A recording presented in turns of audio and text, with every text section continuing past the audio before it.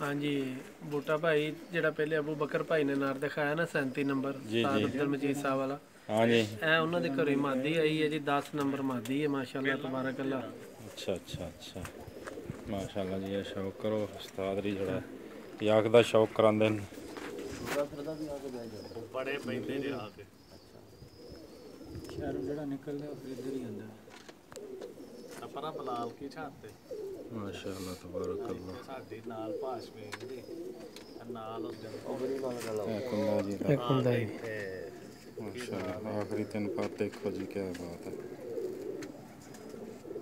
दोनों ही नाल दिखा लो जी क्या बात है बहुत अच्छा परवरिश पंजाब दा हाथ है ਉਹ ਵੀ ਆ ਗਏ ਬੋਲ ਵੀ ਪਤਾ ये भाई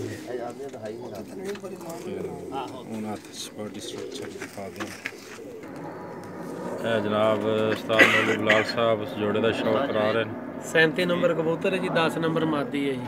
अच्छा क्या बात है ਹੁਣ ਇਸ ਤਰ੍ਹਾਂ ਕਰੋ ਉਹਦੀ ਛੱਤ ਸੋਦੀ ਜਿਹੜਾ क्या बात है ਆਤਮ ਜੈਨੀ ਉਧਰ ਹੁੰਦਾ ਸ਼ਾਰਾ ਫਲਸਤੀਨ ਦੇ ਆਤਫ ਐਂਡ ਤੇ ਜਾਣਾ ਐਂਡ ਉਹ ਸੱਜੇ ਅੱਗ ਵਿੱਚ ਕੁਝ ਕਹਿਣਾ ਚਾਹੋਗੇ ਕਹਿਣਾ ਕੀ ਹੈ ਜੀ ਕਬੂਤਰਾਂ ਦਾ ਰਿਜ਼ਲਟ ਲੋਕਾਂ ਦੇ ਸਾਹਮਣੇ ਮਾਸ਼ਾਅੱਲਾ। हाँ जी बिल्कुल सारी दुनिया में पता है जी ਛੱਤ ਨਵੀਂ ਬਣਾਈ ਸੀ ਇਨਸ਼ਾਅੱਲਾ ਮਜ਼ਾ ਦੇਣਗੇ 2023 ਚ ਬਹੁਤ ਮਜ਼ਾ ਆਏਗਾ ਇਨਸ਼ਾਅੱਲਾ ਲੋਕਾਂ ਨੂੰ ठीक हो ਅੱਛੇ गया ਟਾਈਮ ਕਰਨਗੇ ਕਬੂਤਰ।